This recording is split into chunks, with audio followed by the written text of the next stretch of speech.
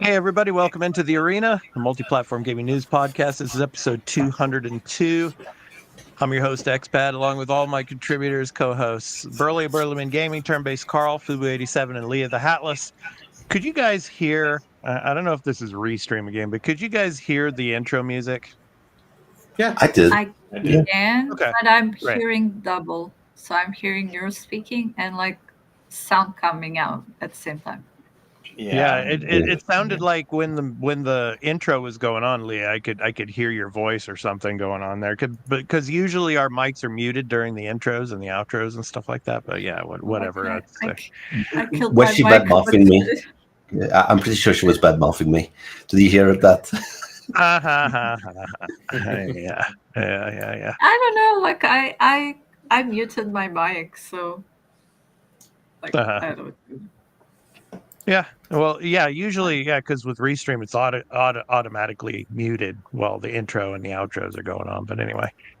So anyway, yeah. How are you guys doing? How was your week of gaming? Yeah, for me, I was playing more Rise of the Ronin, so on my off time, which wasn't much, but and other than making the YouTube videos and stuff like that, but yeah, doing that, and yeah, shout out to my daughter. She got her driver's license, so yeah, she passed her driver's test and all. So cool. yeah, so she's back home today, and she'll probably be going back to Tokyo either, I think, on Monday or Tuesday. She'll be going back, but anyway, so. But yeah, so how are you guys doing out there? How's things going in Canada, Burley? Cold. It is Yeah. very cold. It's been the last while. Like I've barely left my apartment. It's like even just those short runs of just taking out garbage and recycling. Like, I need to get this done, but I do not want to go out when it's minus 20 something like that. It is Minus it's 20, been Jesus. Yeah. yeah. No, it's been cold. So do Yeah, you guys have problems like with pipes freezing and bursting and stuff like that? You can in some places. Knock on Mhm. wood. I've been lucky in my apartment. My apartment's actually, the building is well insulated, so I Mhm. must say that. So I'm not too worried about that here. Carl, how about you over there in Buffalo? It got pretty cold. It was like -2, I think, at some point. Yeah. Right That's now like we're what minus it is two. here. Yeah. Yeah, right? We got nothing. But now we're a nice 26. So, it's all right. Yeah. Not too bad. Now, me and Leah were going to shock everyone. It was cold. It was 11 degrees here in Madeira. Like, We're talking about that other temperature. Yeah, that's what the daytime temperature is out here in Japan right now, here in the Tokyo area. It's around maybe 9 to 11 degrees in the day, and then it gets down to about -2, -3 at night. So, yeah, not That's too really bad. cool. Yeah. We've been getting Alright. a lot of snow, though, and I'm tired of it. Yeah. I Yeah. wanted to stop. Like the amount of times I've had to go out there with the snowblower. I did Mr. it, like- Plow, man. Mr. Plow. Oh. Yeah. There you go, Burley. He's gonna be Mr. Plow now. He's gonna buy a snow plow and then go out there and That's my name again is Mr. Plow. Mr. I Plow. mean, Yeah. there's a lot Oh, of services around here for that, but I don't wanna turn-based pay. plow. turn-based plow. Yeah. I went out like last night. Uh-huh. We got another like 5 inches or so like during the day yesterday, and I just wanted Yeah. to clear it because it's enough that like you don't want to have this huge mess all over your driveway that you're going to constantly drive over, just make it worse. Yeah.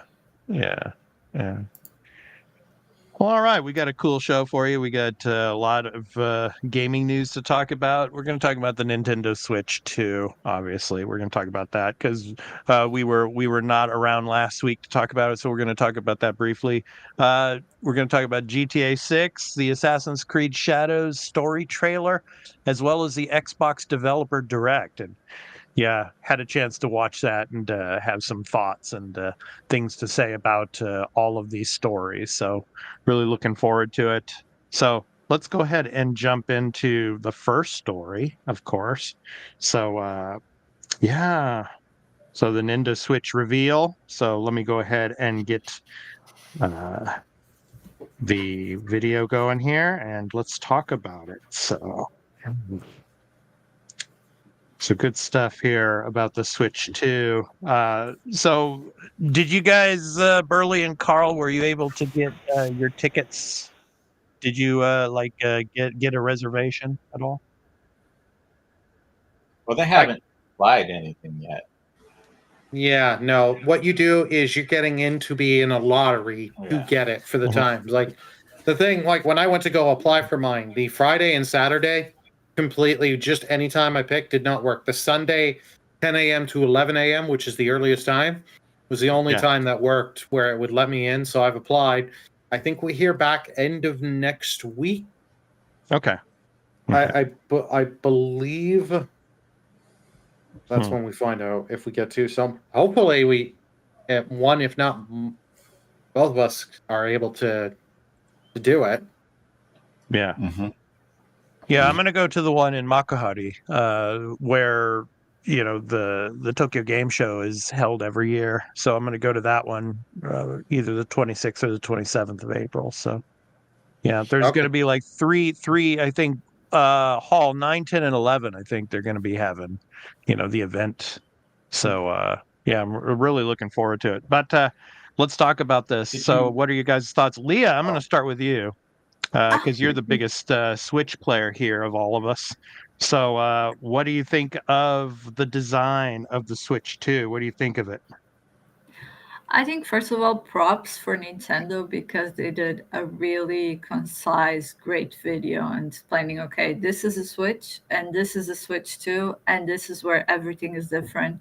Like very visual, easy to understand. Everyone gets what it's talking about. I think it's a really sleek design, although for me, like black is not my color. I would say Hmm. like I'm more like I have the OLED version of the Tears Yeah. of the Kingdom, and it's Mhm. gorgeous. Like it's absolutely mind blowing. And this is great. Like I get for the biggest base of consumers, this is like the safest choice. Yeah, But well, I for think this me, is going to I'm be gonna the base color here. So, yeah. I'm sure they're going to have a multiple of SKUs of different colors to choose from. Yeah, but So, with the original one, you had like the black, but you also had the colorful Joy-Cons. So You had the I don't gray and red and blue Joy-Con. red Yeah, and yeah. blue, Right. yeah. Where So what that it that's wants. also more playful. That's kind of what I'm hoping. So like I'm not really jumping immediately to the Switch 2 because I want like the colorful Joy-Cons or some special edition. I think they're Mhm. gonna do one for Animal Crossing. So hopes up that's the one I'm gonna get because I didn't get the original Switch for the Animal Crossing, and lifetime regret. Absolutely. My thing is, I don't know if, like, rumors have it, they're not gonna have the OLED screen for this console, which for me feels like a big mistake because the OLED on the version of the normal Switch is like day and night. I had the normal Switch for a couple of years and then I had this OLED model. And like it's so bright and colorful and just makes the other screen looks really poor in comparison. So Mhm. my fear is that if they don't really do an OLED model with this Switch too, I don't think it really matter how much technological advancement it's gonna get. It's gonna look poor in comparison to the previous model, which is the Nintendo LED. So, like, I don't know, wait and see. But I feel like Nintendo, for the love of God, put an OLED into this because I feel like if I they don't, that's the first thing people are gonna complain about. well, I think it's going to happen that there's definitely going to be an OLED screen for this model, and the screen's going to be quite large actually. So I think, Yeah, it's gonna be really big. yeah. Burley, do we get Mario Kart 9 bundle day one? Yeah, I think we do. Oh. There's been leaks of SKUs that there's going to be, I think the black. I think apparently there's rumors on this, a white one and a Mario Kart 9 bundle. And if that is true, I will go for the Mario Kart 9 bundle. It was nice to get some games shown off on this. And Mario Kart, it does excite me. I love Mario Kart, so I'm imagining that's going to be one of their big launch games. I like that they updated the kickstand, because the original kickstand on the Switch is it's flimsy. People broke theirs and they were selling, and all these other third-party companies were making new kickstands. Like, I barely used mine because I was afraid of, hey, this thing's just going to snap off on me. So I'm either playing it in handheld or docking it. So this now looks like I can put this on the kickstand, play on my couch and something. And it's neat. So, we're seeing the mouse-like movement with the Joy-Cons. Yeah. So that'll be interesting to see what they do with it. Speaking of the Joy-Cons, is there a possibility that we could have the potential problem that was with the original Switch with, what is it, the Joy-Con drift? Yeah. I had that. Well, the rumor that doesn't happen, but rumor is that they're gonna have the Hall effect sticks, so that won't be a thing. Well, they I think they say it in the trailer. They show in the joystick. They put up text saying Hall. They put that up there. Okay, so then that's confirmed. Yeah. Yep. I think the games that won't be compatible will probably be like Labo, Ring Adventure, because the Joy-Cons are not the same size, so they're not going to fit. But I feel like every other game should be compatible. Yeah. Carl, your prediction for a third-party title that could be announced for this event coming up in April that would be a day one release?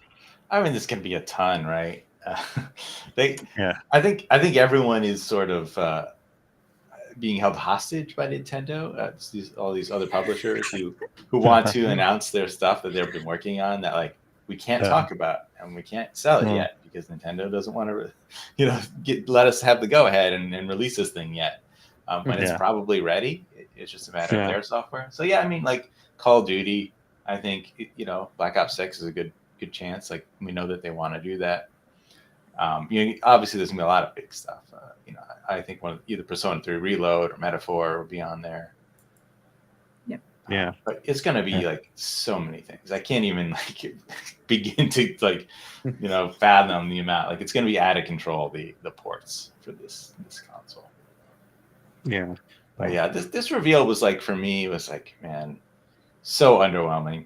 It's just like literally like 2 minutes and like 20 something seconds, but that's Nintendo though. They do that purposely, I think. So I mean, no, because the previous Switch announcement, and granted they had more to explain to us, right? But was much bigger, right? Without all the leaks though. This one had tons of leaks, so it's like boom, just 2 minutes, here you go. It's like but I think, sorry, Carl. I think this one was just like, okay, the console exists. Here it is. Leave us alone. And then on April, we're gonna get leave that. us alone. We're gonna do an event in April. So here you go, 2 minutes. You get to see it. Hi, thank you. Bye. Which I get, but like, it's January. Like, it's like here's the tiniest little bit of tease that confirms like everything you pretty much already know or expect. And come back in like several months. And freaking hell, man. I wasn't expecting everything, but like, I don't know. Give me maybe give like a press release where you give like tech specs or something, so like we can at least have something like meaty to talk about here. Yeah, that's what I'm worried about. I'm sorry, Leah. Let me go on here. I'm just worried about the event coming up in April, that it's going to be underwhelming because we already pretty much know what the specs are now, and they can't really overwhelm us with any kind of information moving forward. So I'm trying to figure out what this event's going to have when it comes to you see the hardware, but maybe lots of tests and like games running on the Switch, like third-party titles, for example. They've got to do something like that. But anyway, Leah, go ahead. I think they had to get this out of the way because of the Genki, when they showed like the actual model with the accessories. Like, that was it. Like, there's no turning back. It's real. It's here. That's the one we have. And they kind of had to rush against time. And I think it's not going to be underwhelming because they will pick games that will display the consoles. Like, for example, the Joy-Cons being a mouse. Like, that's going to be a big feature. That's going to be shown Paint into those sequel. I was going to say, they maybe probably like now a will put Wii. Mario Party on the virtual console. Yeah, some that too, yeah. Wii games. Yeah. Something like that. Like, some really cool new features. Like, it's Nintendo. Like, let's keep our hopes up. It's going to be fun. I like sure. the mouse idea. I think that's cool. Then, because there's a lot of games that you could use that for. We know what you can do with the mouse already, right? So like that's great. That's and I imagine they'll probably let you plug in a keyboard too, and you could just play mouse and keyboard on your Switch if you want. Why not? Like there's no reason not to at this point if you got it already. There's also there's a USB-C port on the top, which I think also maybe means that there might be some sort of accessories that might utilize that in some unique way. Yeah. But otherwise, it's pretty standard looking. Like you know it's all the same stuff, right? The magnetics are cool, right? There are those other little buttons on the bottom there, which I don't know if those are just regular buttons or they're like some sort of touch pads. Like well, they have not said, but in screenshots from like Genki and other people, that case manufacturers, everything, you saw a C on the bottom of the right hand Joy-Con. So people are thinking that's your new capture. And Nintendo is going to do things because they had stuff you could take screenshots on the original Switch of a game. So people are wondering if you could do capture for screenshots, videos, and all sorts of kind of stuff. That's crap. Man, who cares? Well, they got two buttons for that. There's a lot of people out there, Carl, that do care about the screenshots and the social media aspect of it all. The only time I ever hit that button on my Xbox is by accident. And on the PS5 controller, I've never touched that button. I've done it for trophies in games. I'll admit it. I agree. I don't use it personally, but for me, it was lackluster. I'll admit. Like, it was nice to see it, but you knew it kind of was because Nintendo's hand was forced. At first, I thought it was February 4th we were going to get an event. I'm like, okay, this is good. You just give us a couple weeks to simmer with this in February. No, it's April. And it's like, okay, well, can you at least in the coming weeks give the tech specs? Because now we have like Digital Foundry and all these other YouTube channels that are taking what's from Reddit. I'm pretty sure what the specs that have been leaked are pretty much it is. Probably true. But it would be nice to see.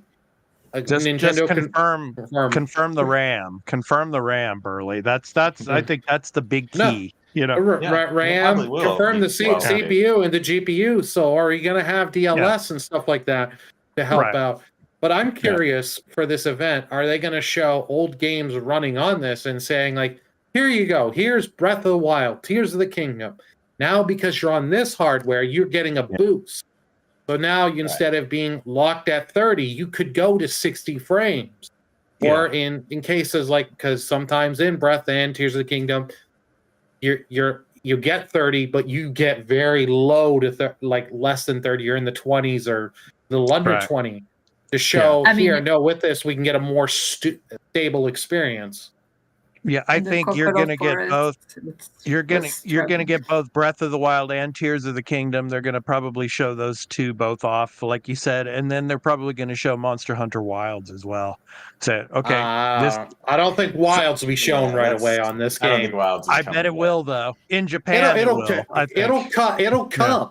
Yeah, but it's not coming this year. I don't think it's coming this year. They could tease it, right? Like, they tease Skyrim. They are likely porting it, right? So they could be working on it already. But there's rumors we're going to get Oblivion remake. That's that we're going to get teased that in the April event. Yeah, or they could show a Yakuza game too. So for sure, yeah. Yakuza they'll port more on there. Big question for me is storage space. What's that going to be like? Right, that as far as I have seen as the leaks go, I haven't seen any mention of what the storage, like they even is, right? It's been leaked. It's like a small NVMe of 256 gigs. Okay, that has to be what it is, and I'm If hoping they don't do that, that's not good. yeah, like I'm not buying the console if it's 32 gigs or 64 gigs, I know, right? because Like it's not enough. this is like it was always acceptable on the Wii U. I will accept it on the Wii U. When the Switch came, it was like, I'm just giving them that face of like, you got to be kidding me. You can't go 64, Well, like 128 would have so been here's the perfect. thing with that, and this is my other question about it, is, you know, you can run the games directly off the cartridges with Switch 1, right?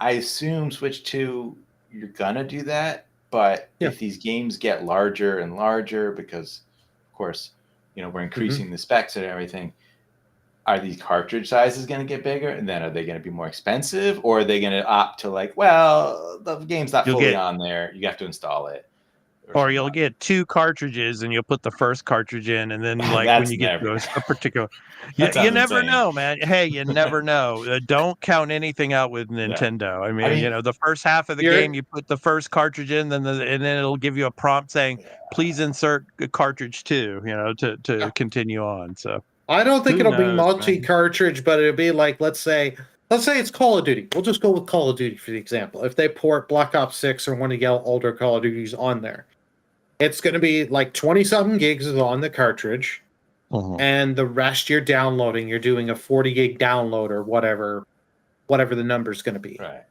Yeah. I have a feeling we're going to get stuff like that, because like we had that with like on the original Switch. You had, if you bought the Final Fantasy 10 and 10-2 on it, you would get 10 was on the cartridge, 10-2 was a download. Oh, see now I get that for that game. Well, what happens if it's Black Ops 6? Does the game run at all without downloading, or is there some part of the game that works without it? Because then you're asking a lot of storage space, right? If you have to install these games, and they don't. 256 is decent, but it's not going to go far with modern. You could have Call of Duty and a couple small 2D Mario games. Yeah. No. With the cartridge, you can only play on veteran mode. That's it. But cartridges is way easier to add memory than it is for CDs, right? Like, no, it's a cost thing, right? It costs more money to do that. It's you're costing, and like the thing of Blu-rays, because you can do multiple layers on a Blu-ray, you can get like a lot of stuff on the space on Blu-rays. It's just in the case of like Activision, what they did with the last couple of Call of Duties on Blu-rays, they went cheap and be like, I think it was Modern Warfare 3 or Modern Warfare 2, it was 70 megabytes is actually on the Blu-ray, and the rest is you're downloading. Because nobody wants to do 2 discs anymore. I mean, a Metaphor Metaphor's 2 discs, right? I believe.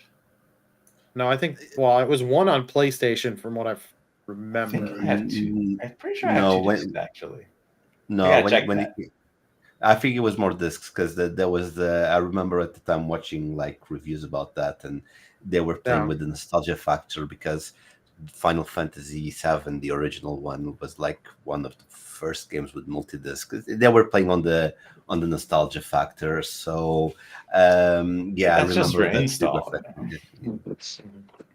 I'm kind of bummed, because like I feel like I'm the only one who went like, oh, it's real, it's here, and then it's like, wow, love the video. There's others like you out there. Bummed out because like, it doesn't have God knows how many RAMs. Like, I mean, look, I feel it. Like, I get it. There is excitement about it, right? It's just like you didn't really tell me anything more than I already knew, and it looks like exactly what I expected. So like, I'm excited about the possibilities, right? I want to see the games.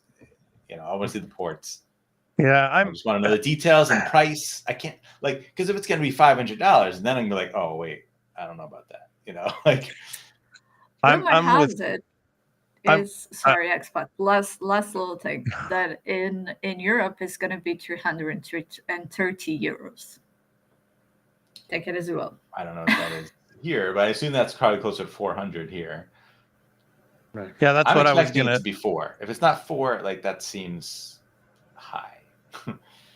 Okay, let's make a prediction now. Carl, you say 4? 4 is where I'm at. Yeah, 400. Okay, I'm at 450. Burley. Yeah, I was gonna say I'm going at 450 US. I just have a feeling they're gonna go there. Yeah, Leah. 400. Yep. 400. 400 or 450, depending if there's a bundle or not. Pick one. Yeah, you gotta pick one.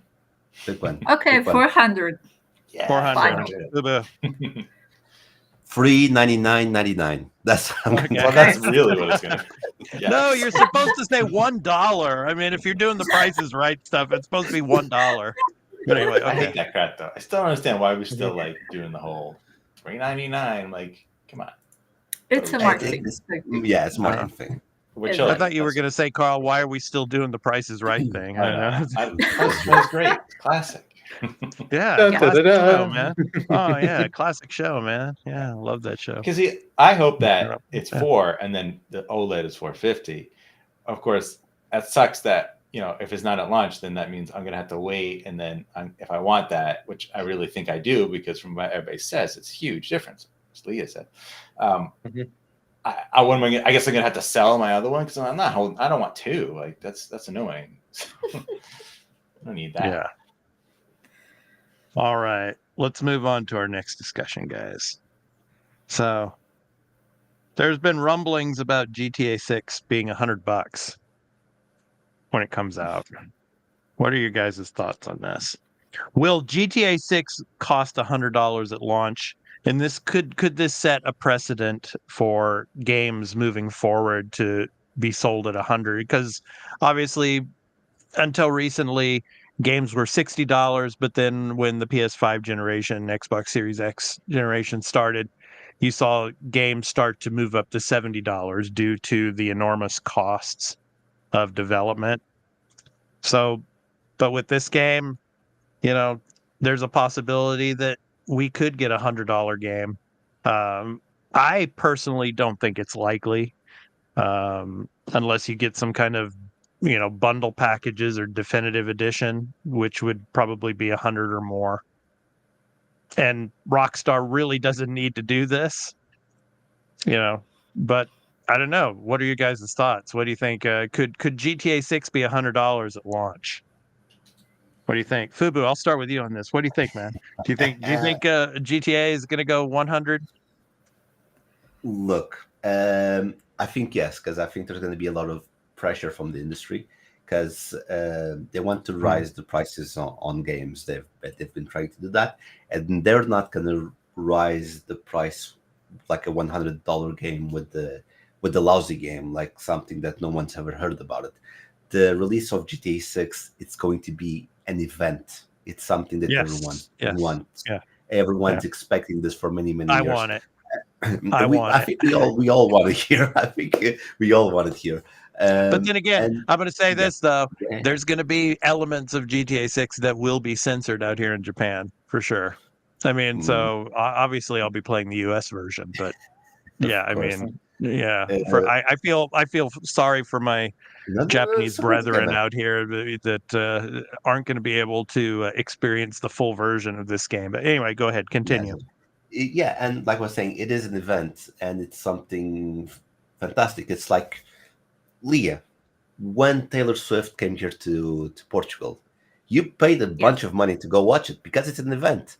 And other artists, I'm going away from games, but I'm trying to explain this. And then other artists is like, if they're willing to pay that much for Taylor Swift, maybe they'll pay as much for me.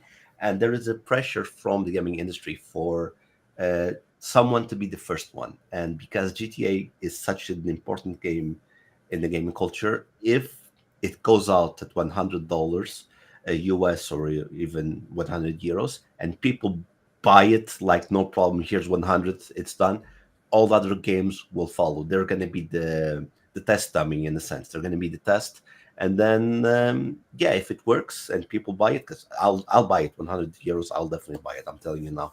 I'll buy it for sure. And everyone's going to go after it. Everyone's going to go after it. Leah's shaking her head. No. Just I was dragged into this conversation. I would say 100 is a lot, but I will expect around 80. I feel like they're going to test the waters and write like 10 or 20. because the early adopters, big fans like Fubu, Xbot, they've been waiting this game for years. They're gonna buy it immediately. Yeah. It could possibly like have an impact on like people who are just curious, or they might not want to adhere to the 80, knowing that this is a game that will probably go into sale later on. So maybe it won't sell as many units, because unlike Taylor, she only came here 2 days, and then your lucky opportunity is gone. You can't see her any other option. You can wait for this game. This game is not going to go anywhere. So while it's I not feel going to that go will anywhere jump, for over 10 years, probably. yeah, exactly. So if you don't buy it now at launch, you can buy it like in 6 months. It's going to be on sale for sure.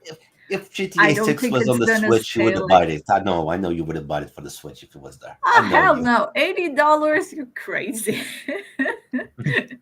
Absolutely not. It's too high. Like, games are extremely pricey, No. and then like 2 months later they're on sale. So like, No, Leah. you really This game, want to jump into it if you're a huge fan. If you're not, it's like, might as well wait a couple months. no, Leah. Yeah, I get it. Look, if this was a single player game, you wouldn't do anything else. I would agree that 100 euros or dollars would be too much. But this game, it's not going to last you 20, 40, or even 60 hours. This game is going to last you months and years, depending how good the game is, because you will have the online elements. Online, as well. thank you. I was going to say social, but you have the online elements. If they play the game right and do constant updates, people don't feel bored, not boring missions, not have a toxic community, because that ruins the game, as we know. Oh, come on! There's definitely going to be a toxic community when it comes to GTA. There's no doubt about that. You just have to avoid them. Yeah. Yeah. You could be hopeful. Yeah. And that's why I think 100 euros or dollars are justified for the price of this game, because it's something that you can only, if you have to buy one game all year long. If you buy GTA 6, I guarantee you it's going to last you the 1 year, 2 years, 3 years. Again, if they do good updates and all that stuff, because if they just release it and abandon it, of course it's not going to be worth it. So 100 years for what you're going to get out of the game, I think it's actually cheap. It's actually cheap. Oh my god. Yeah, like the online component is exactly why it's not going to be $100, because of microtransactions. I mean, you want people to be in there so they can become whales, right? That's the whole idea. This is why free-to-play games are so successful and popular, right? Yeah. I mean, why am I playing Infinity Nikki? Because it was free. Would never have touched it otherwise. I mean, granted, also I'm not paying anything, right? But like, that's just the truth. No, of it. Like, Carl, you're playing it because your daughter can go fishing. Well, that's and true she can too, fish but on her own. Yes. I would never have happened, right? If I had to pay for that game, I wouldn't have tried, right? I think I'm not saying this isn't possible. I just think they're insane if they try to do this. I mean, $100. Look, will they increase the price? Will they go 80? Maybe 100 is like just, forget it. You screwed yourself, because unless you're in Canada, right, Burley? It's like like new next gen game prices here in Canada are 101. But we're talking about 100 US. So for you, it's going to be like 150. I don't know. Yeah. So like that's insane. It's absolutely insane. And on top of that, you're only releasing this on console.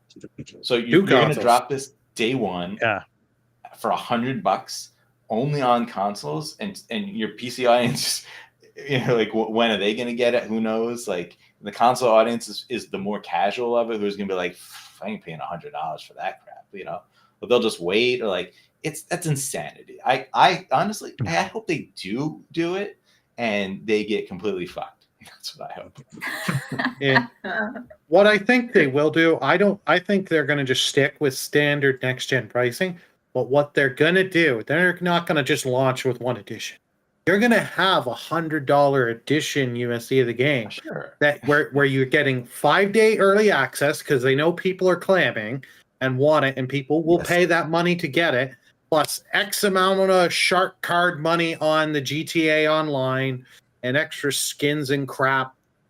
They'll have that edition, like John was saying, like ultimate editions of games are expensive. They'll have the ultimate edition where you're paying over 100 USD or a little over. Get early access, get some GTA Online stuff and regular stuff for your crib in the game. They will do stuff like that because they know people are clamoring for this game. They know that's how they're going to get it. They're going to get the few people that will go standard, because the problem is they launch it at 100 USD. There's going to be people that are like, no, I'll just wait X amount of months and I'll get the game for $20 off or whatever, how much it's going to go. People will play the waiting game to get it because $100 is $100, a lot of money. I get what you mean, Fubu. Like, it's 100 if you're going to invest all that time. But how much do you know you're going to invest in that time? I've known people that, they put a lot of time into 4, but they bought 5, and 5 didn't grab them. Twitch streamers. So yeah, content creators and stuff like that. I'm not going to buy it because I'm not a Grand Theft Auto guy. I just never got to see. Metaphor refund Yeah, days but would be there are 90 something hours. Should I have? Should it have been 80? Specific Twitch streamers that will be streaming this game for over a year or more because of the amount of content that's going to be in it. Yeah, there's going to be the content creators if it was $100 that will pay the money and get the use out of it. But for the average gamer, I can't see they're going to look at $100 on GTA and go, "Yo, I'll buy it day one." There will be people that will do it, but the majority, they know they know they have to get people in the door. So you put the price as low as you can get it to get people in the door, and then they are going to hit you with that GTA Online stuff because we don't know. There's transactions. We don't know for sure if it's launching with GTA Online. There's been rumblings that GTA Online Probably is not going to launch in the game. I wouldn't release it with the online. Sorry, but well, they have to figure out how they do the online, and that is so hard because the thing is, there were so many whales in 5 that they milked money out of this and milked all that shark cards and all that. You now have to transfer that, but you also have to keep people, okay, I transferred all my stuff in 5. Do I really want to keep giving you money for casinos in there? I need some new cool stuff, but I don't want to, I given you already $1,000+ You got to give me something. Like it's going to be a trickling effect because a hard line to walk.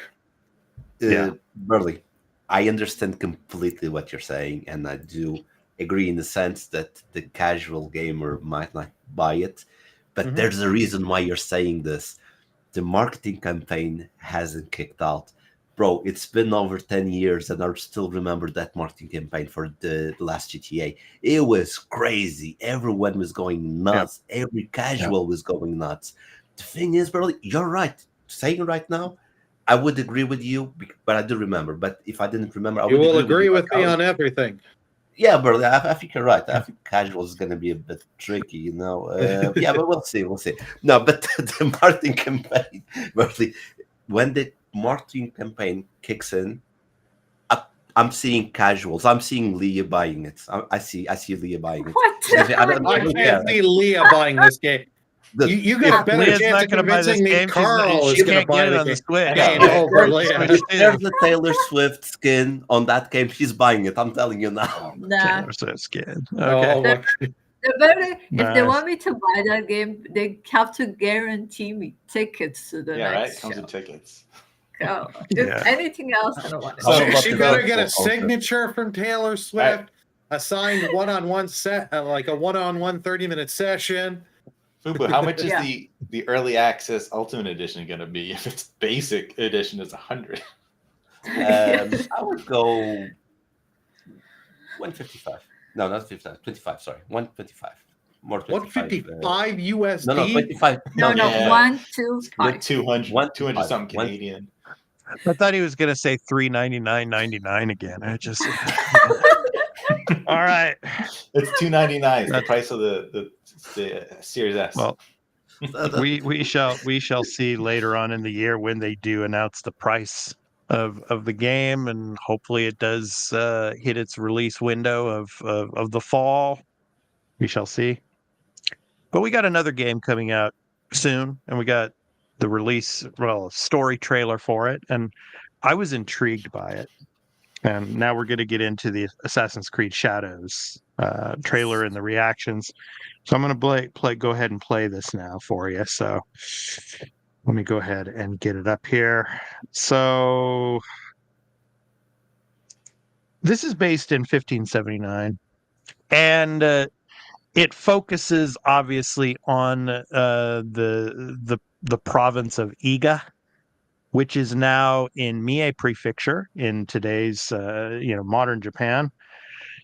And it's going to focus a lot on the war between Oda Nobunaga and the conglomerate of the Iga and the Koga, the ninja factions in and around Iga, which is now, of course, Mie Prefecture.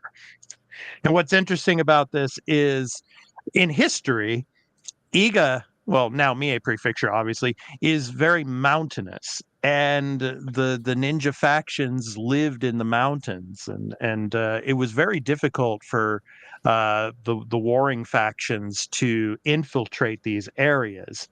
And what's really interesting about this is how Yasuke and Naoe's characters are going to come together to work together in this game.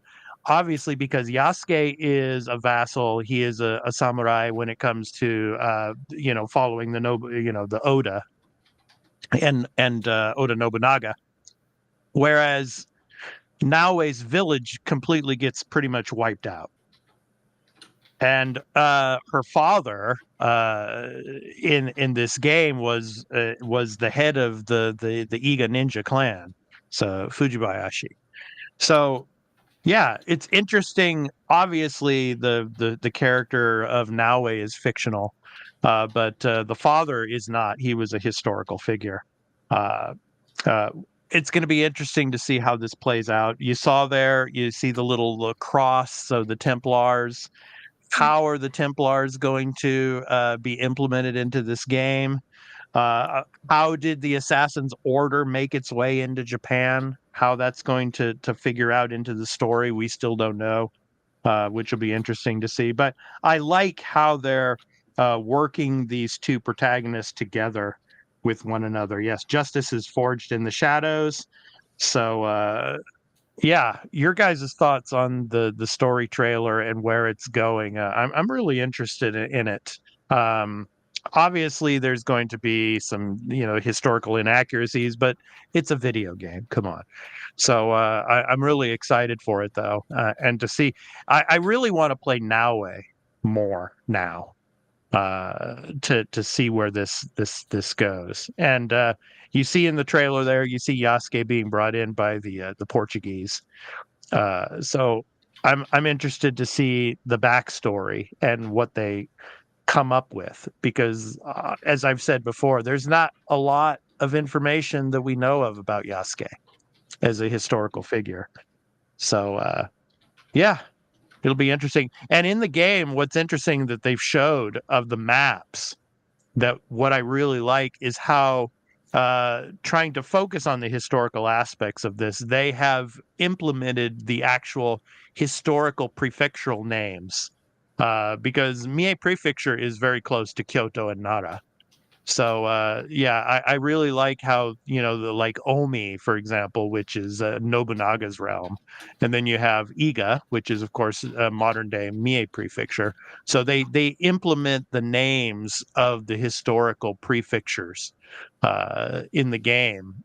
So I thought that was a good thing for them to do as well. But yeah, Naoe and Yasuke, interesting.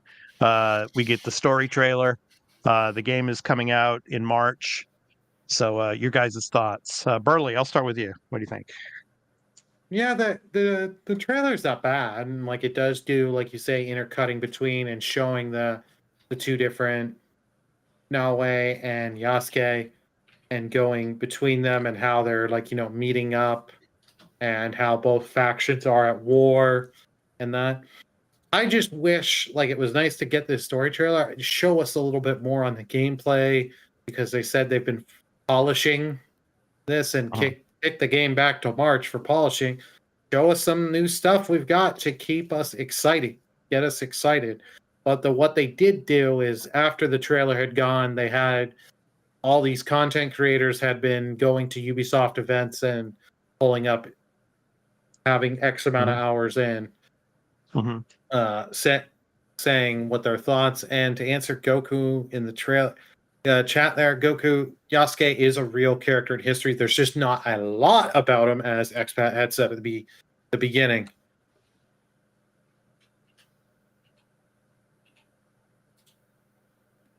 Yeah, it is real. He's Portuguese. It's from Mozambique, if I'm not mistaken. Yeah, it's the character is real. What they're doing with the character, which Expat already explained, he was not a samurai. This was a sword bearer, right? He was no, he was a samurai. Yeah, he was ordained a samurai. Yes. Okay. My bad. Maybe I misheard it. The game. What he's saying about the game bombing, I think the game. If that happens, I'm not gonna say it's because of Yasuke or the setting of the game or anything. It's just gonna be because Ubisoft is a company at this moment that's not putting out quality, and this game, if it came out, would not have the quality that we gamers deserved and for the price that the game is. I hope I'm wrong on that, because I really want to play this game. I really love the Assassin's Creed franchise, as we've mentioned. About this trailer, I don't know if you guys are going to agree with me, but I think they dropped the ball very, very hard on this trailer. For one simple reason. Why wasn't this trailer in Japanese? Like we are used to it, like if this was 20 years ago, 10 years ago, okay, I would understand it would be, but nowadays people they're into anime, they're into Japanese culture. It's not as strange as it was a few years ago. And because they dropped the ball so much with the Japanese culture, with the Torigate, with other stuff, they could have kissed a little bit of ass to the Japanese culture and just released this trailer. Could be in English and in Japanese. And we do know that Japanese voice work is one of the best in the world. One of the best in the world. I was really disappointed with that aspect of this trailer. Everything else, it's an Assassin's Creed story. There's revenge. There's always like that type of stuff. Yeah. Well, yeah, please. I think this was focused on the Western audience, but I do expect to have the Japanese voiceovers in this game. We shall see, but I think they're in the game. So yeah. I just want to say one thing about this image here. So in this mountain region here, yes.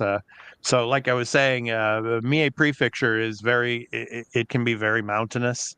So the thing about this game is, in this time, in 1579, in the Azuchi Momoyama period, you have in Iga, you have an independent conglomerate of the factions of the ninja, the clans, right? The two main clans being the Iga and the Koga, right? So they're an independent conglomerate. Well, Nobunaga and his Tenkafubu policy. Tenkafubu means take the country by force, right? So and it has nothing to do with Fubu 87, by the way. They wanted to take over this territory. Yeah. And so we're going to see that a lot in this game. And so as you can see in the image here, you see Nobunaga's troops going through the hills and going through the mountains, but very difficult terrain, to go through here. So, but yeah, back to your thing, Fubu. I think this particular trailer was catered towards the Western audience, because I understand. The majority of players are in the West are going to be playing this game. So Assassin's Creed isn't as big of a series in Japan as people really? might think. Okay. So it's not played as much here. So will this game change that? Probably not, because there's like the whole market of games with ninja in it. We're going to talk about one particular ninja game coming up later in the show. It's just saturated with content, and especially games of this particular era, especially here in Japan, or just there's a large abundance of them. So anyway, Carl, your thoughts on the trailer and the story? Yeah, I didn't watch the trailer. What I did do is I watched some actual gameplay footage and someone who played the game talk about the game. Yeah, and there was one thing that really concerned me that I didn't like, and it makes sense, and it's that Yasuke, he can't climb like tall buildings. No. In the gameplay. So that's kind of a big problem in that, like, you have to play as like you can't. I mean, like, that's fine because she is the I guess more typical Assassin's Creed type character. It's supposed to be like a stealth game where you climb everything. Yeah. Right? So like that makes sense, Yeah. but it's weird because like if you did want to play mostly as him, like you're gonna have to, like, if you want to sink, one of those points at the top of the building, like you can't do it as Yasuke. Yeah, that's gonna be weird. Leah, I wanted to throw this.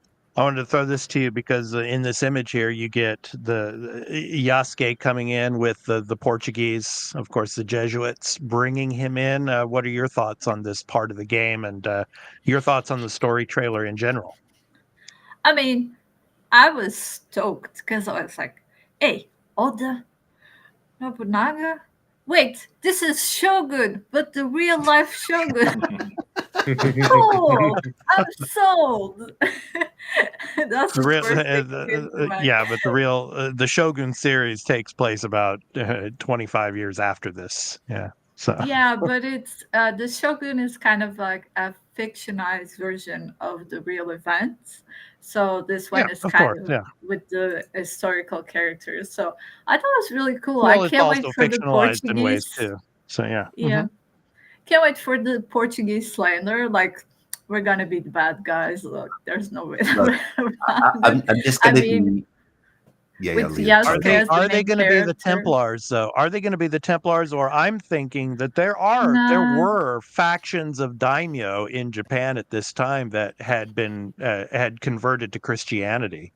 And I'm thinking maybe in this game, they're going to fictionalize it in the sense that, okay, those factions are going to be the Templars that are influencing things in some way. I don't know, but I agree. Like the Jesuits are the accurate, but I could perhaps like the introduction of the assassins could come from the Templars because they were like a secret order that traveled around and want to expand Christianity. Like that could kind of be the center for it.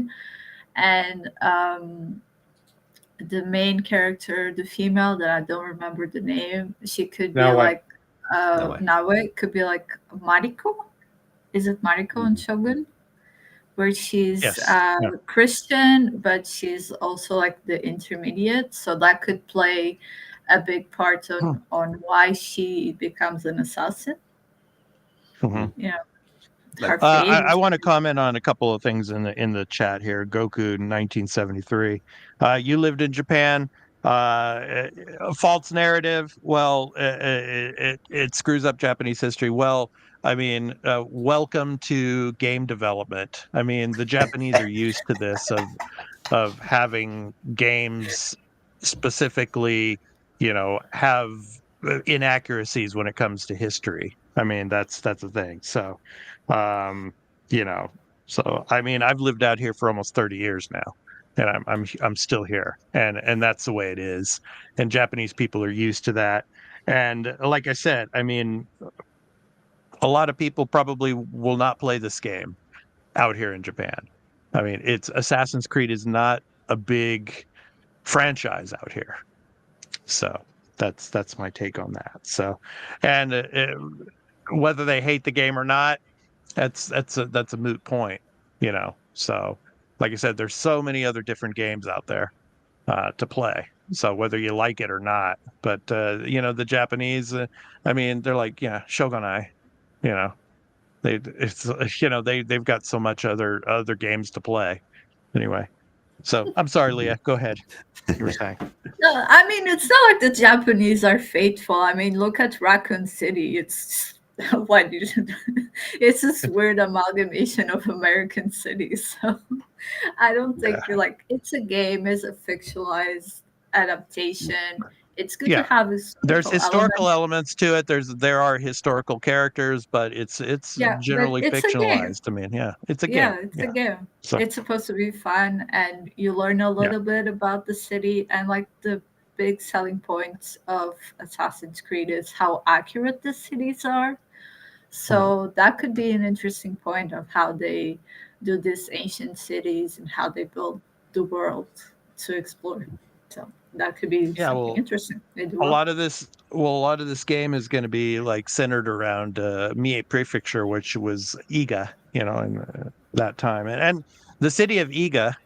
There is a city in Mie Prefecture named Iga. So, and there are like museums like that are dedicated to ninjutsu and things like that. So cool stuff. But I'm excited. I want to play the game, but like I said, I'm going to switch between characters, but I'm really interested in playing Naoe's character a lot. So for the story elements to it, and like this scene here, like how does she find this cave, and what kind of influences the Assassin's Order actually did have in Japan will be interesting to see. And are we going to get any of the animus in this game, Burley? What do you think? There is element. You're going to get animus stuff, but they really, from where they left it in Valhalla, they really need to put a lot of effort, because that was just so bad. The out of animus stuff the longest time has been, you can just tell they wrote the thing in 10 minutes and kind of thing. I'm hoping you're going to get something with it, whether or not we're replaying as the what was her name in Valhalla? Kat was the character that was going. I can't remember. The one you were going, the female you were that was going into the animus. I can't remember her name. Yeah. Is she the same one that was still like in Origins? She was she was introduced in Origins, and then she came back in for Valhalla. Yes. Yeah, you're gonna get. Yeah, she was like a Middle Eastern female character. Yeah. So you're gonna get stuff on it, but I don't think it's gonna be too prevalent. My real biggest thing on this is, yes, you're doing all this in 2 swappable characters. That's cool and going to be unique. How long are you going to learn from Valhalla and make this a bloated mess? That's my big thing. Like, I do not want a 50-hour story where it just becomes a grind and like, and you're just going to different areas in Japan doing the same thing over and over again. I'm hoping they've learned make a much smaller story and a story that I care about. I don't have much hope for the animus stuff outside, like, the animus story, but going inside. They'll have an animus hub, John says. Yeah. It'll be interesting to see, and this is, unfortunately, this is the make it or break it game for Ubisoft right now, because they are not doing well. They need this. They need to release this game in at the end of this quarter for their fiscal year, and this game needs to hit. And the problem is like Ghost has already came out, and everyone loved Ghost Tsushima, and now at the end of this year we got Ghost of Yotai. So it's no matter what. Yotai, Burley. Yotai. Thank you. So it's going to get compared against this, rightly or wrongly. It's going to get compared. So they have to have this game come out and be like a 9 out of 10 kind of thing, or a 10 out of 10. Yeah. They already announced, before you go on, Carl, they already announced the next Assassin's Creed game after this, too. Was it Hexy? Yeah. That's just, we get like a code name, and then, of course, we just get a like a banner for it. But yeah, there was also that Jade one, the mobile one in China. The mobile China one, yes. Mm-hmm. I'm starting to think that this game is in a lot of trouble now, and not because like technically it's not going to be work right. I'm thinking it might not be that great, to be honest. The impression that I saw from it seemed not amazing. Like the idea that this could be like the great Assassin's Creed game we've all been waiting for in Japan, I think that's probably not going to come to fruition. Yeah. Like I said, I mean, the industry is saturated with these type of games now.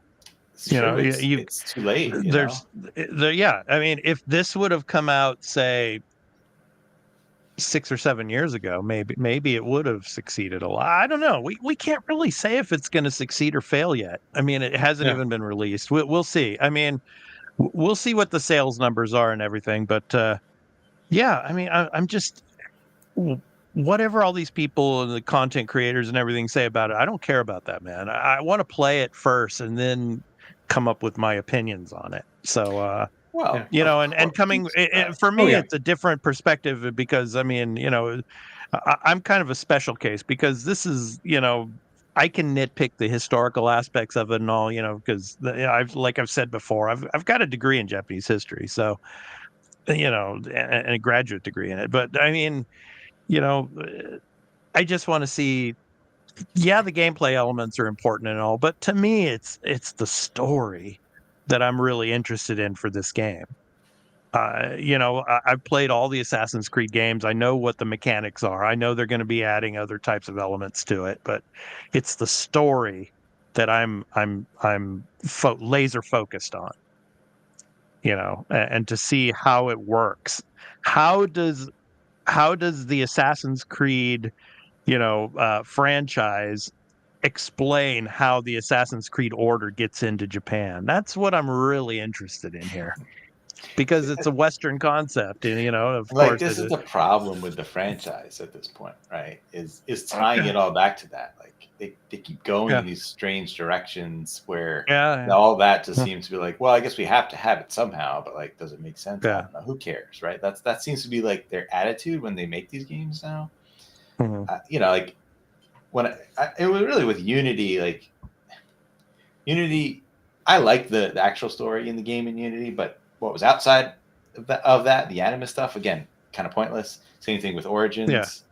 Like I think they had a good story there, but I just don't. I don't know. I just want them to go back to like make it matter that who's in the animus. Like what that needs to matter. Like that was the whole unique thing to me about Assassin's Creed. And now you're just making historical setting dramas, which some people like that. That's fine. There's nothing wrong with that, but that's not what made Assassin's Creed special.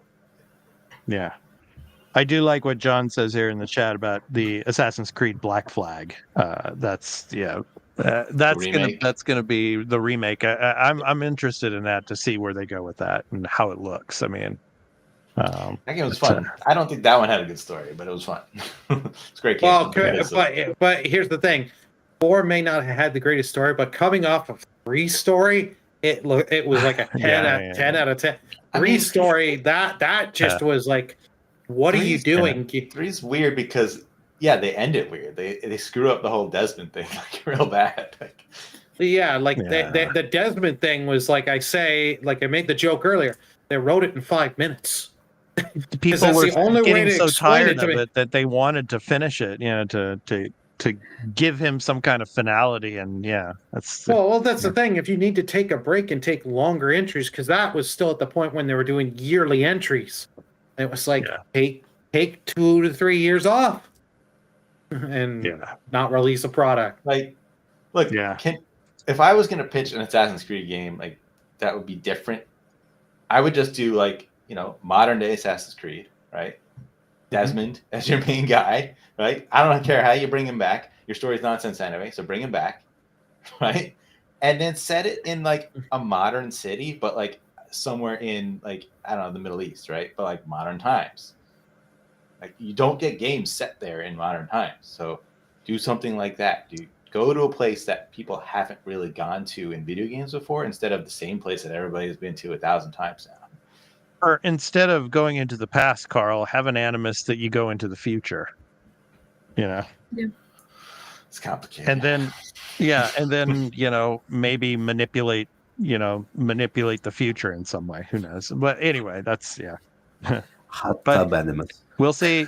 I'm playing this game day one, so I'm looking forward to playing it, and I'm looking forward to the characters and the story elements of this game. It'll be interesting to see how it plays out, and I'll have comments on it for sure when it comes out, and some little historical tidbits that they might have left out and stuff like that. So, God, I hope it succeeds, because man, if they don't sell the company before this game comes out, and that game comes out and it doesn't succeed, that's a lot of money they're going to lose by when they 10% will loan them by the end of the year at that point. They'll be bought on the cheap at that point, and I can just go walk up for $500 and be like, I own Ubisoft now. For a good amount of shares. I'd buy it, because I could turn that company around. These people, I don't know what they're doing, but I tell you. Yeah. There you go. Carl and I are going to buy Ubisoft and turn it around. Yeah, man, let's do it. Turn-based Assassin's Creed game. The cheap. I mean, go wild, man. Do some spin-offs. Have fun. Yeah. Yeah. So, but I mean, the Japanese history element, I mean, that's just me. I mean, that's something that I'm super interested in. But and the Assassin's Creed lore, in a sense too. But yeah, I mean, you guys know me. I mean, I'm a special case. So in that regard, I mean, this game is definitely for you. Speaking directly to you. Yeah, pretty much. I mean, I wish it would have been maybe about 200 years previous to what they're doing in this game, but because that was my speciality of the 14th century.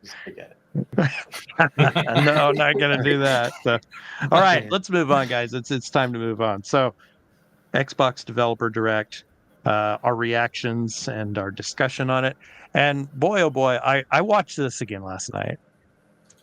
And early or late spring is shaping up to be really special.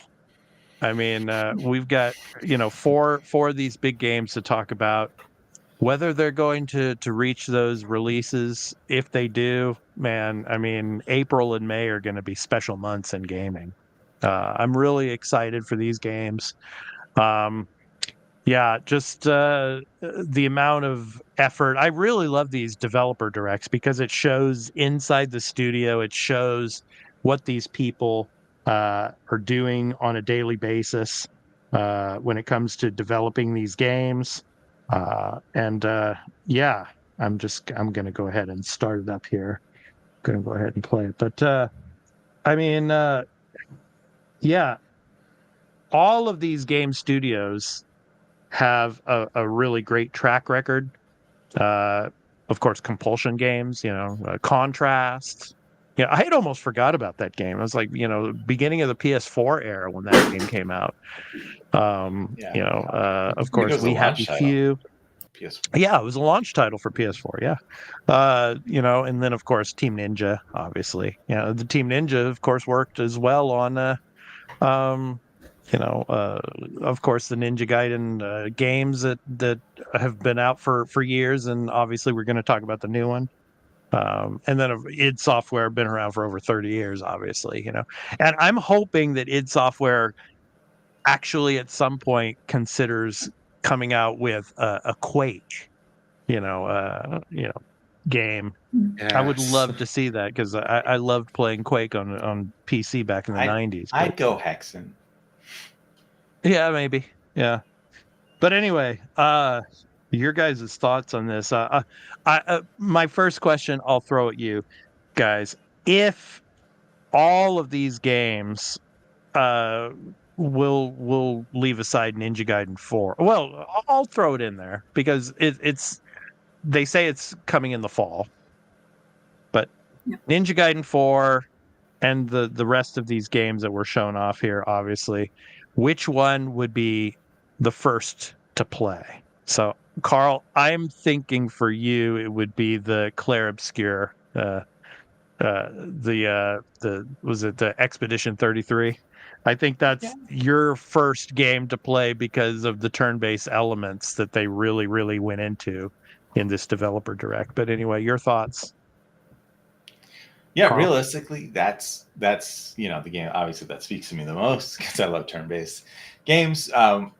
But I think South of Midnight, like that game, just seems really special to me. Like, it looks beautiful too. Just love what they're doing. All the color palettes and everything in it. Yeah, the creatures, the characters, and the gameplay too. Like, all that southern twang that they got in there in this game. It looked really good. Yeah. So, I need my palette cleansers from my turn-based games, and that seems to be the ideal type of game that I like for that. Like Infamous Second Son was to me.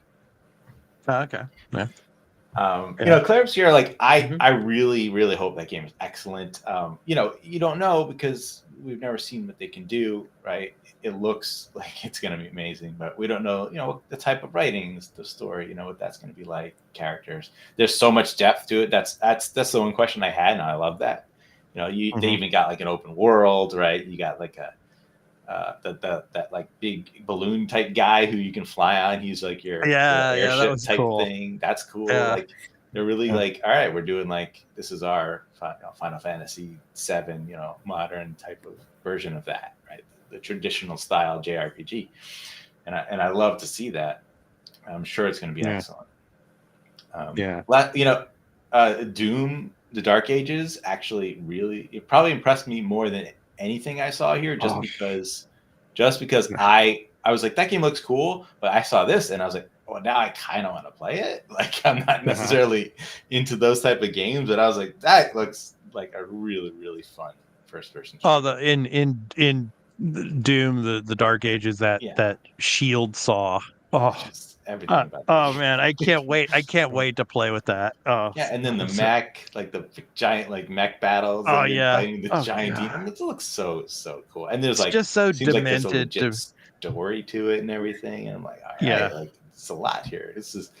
And then it seemed like there was also sort of an openness to it. Like you could go and you can do go to certain areas and do certain things here. It wasn't straight linear. And I was like, okay, this game is speaking to me in a lot of ways that I didn't expect. And then there's Ninja Gaiden 4, which maybe I'll let other people talk about that because I will never play this game. I just these games are just not. Well, I was going to say to Burley, not happy about that surprise. Some of the elements of Ninja Gaiden 4 there, like the running, it really reminded me of Ghost Runner. Yeah. So, Oh yeah, you do get Ghost Runner vibes from the running animations, and you see him running them on the walls. That and all Mirror's Edge and stuff like that. I mean, those type of So, but and Team Ninja, of course, Rise of the Ronin, the game I'm playing right now. But also, but to me, it's. I have to say, of course, Ninja Gaiden 4 is interesting, but then again, of course, all the boss battle elements to it, which usually stress me out a lot. But I'm break your controller. Moments. Break the controller moments, which I don't do. But for me, day one or the first game of all of these to play first is the Doom: The Dark Ages. I mean, I just the shooting, the shooters. I love those type of games, and it's a game that I have to agree with John. I mean, the blood and the gore that is in this. It's going to be there's going to be a ton of it. And it's a game that probably won't do very well in Japan because of that. But I mean, I'm just that's my style of game when it comes to these. Second, I would have to say, South of Midnight for me because of what Carl was saying about the type of world that you're in. The southern elements of it, and the culture from the American South, and the color palettes of it and all, and the type of characters that you're gonna you're going to meet in that game.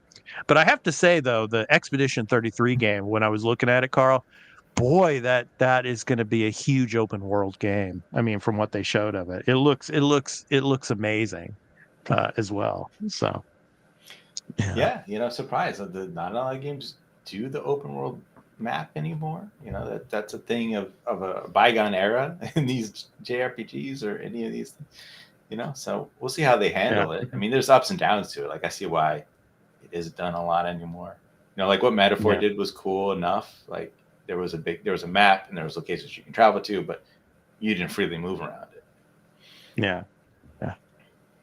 So Burley, your thoughts on the Ninja Gaiden 4 and also the Ninja Gaiden 2 Black, of course, the definitive edition that is out now. You can actually play it. So it was a neat little surprise to get Ninja Theory in here and get Ninja Gaiden 4. It looks interesting. Yeah. But I'm not going to want to rush play that day one because these games are hard. Like, I played 2 back on the original 360 and I got to the end boss, but that boss just kept kicking my ass. And that's a game no thanks. I don't want to 2 remake. It's cool to see, and I have had buddies that have played it and said there are now better difficulty options. But for me, this is something we're just going to announce it here, stealth drop it. Yeah. Because now you've hurt this game's sales potential because you could have given a little time, built some hype up, and get them. Yes, it's in Game Pass, so there are people that are going to play it through Game Pass, but it's not going to sell too much on Xbox. PlayStation, it might sell a bit, but I don't think this game's going to have high sales numbers, and they're just hoping to help keep the thing alive for Ninja Gaiden 4 because 3 was not received well, and was it something Rise after 3? Was received a little better, and then they had the collection. Burley, I will say this is a really good way to do it though, because you're gonna get a lot of people who are like, I'm hyped for Ninja Gaiden 4, but obviously I can't play that right now. So I can play Ninja Gaiden 2 Black. That's awesome. That's also the last one that people consider to be really good, right? I know 3 is the one that's sort of the bastard child of the bunch there. Here in Japan, put it on PC. Switch 2, baby. It's coming. Switch 2. Well, I think they said it is on Steam. Yeah, you can get Steam. this pretty much everywhere, but the Switch. Overall, this was a great event. I really enjoyed the event. For me, I've applied again for the creator program for Claire Obscura, and I like that they've said, if you just don't want the action elements for the turn-based stuff, you can turn that on. You don't want any of the turn-based stuff, want it more action-based, you can do it. So you can customize how you're playing. That's interesting. Yeah, they've said so. If you want it, you just want it typical turn-based where select fire spell, select enemy, cast, and it'll do it. It's interesting. You can do that. They've said there's a lot of options, which is really interesting. And they're, what they showed, like Carl said, the little robot guy, as you going around the world map and doing side stuff and on there, you can unlock him new abilities and unlock to explore more and more of the world, which is a really cool, neat effect. There's that other character who was part of your team, right? The smaller, I forgot what they called them. There's it's a race of creatures, or they're I know who you're referring to. I just the name's they're escaping me of some sort, I like that though. Yeah, so that's an element that we didn't know about. That there's those creatures, whatever they are, and they seem to be sentient and have their own personalities, right? But they didn't speak normally, right? I don't remember if they spoke normally, or some of them did, maybe. Yeah. For me, the game that I'm going to be playing, I'll definitely declare Obscura.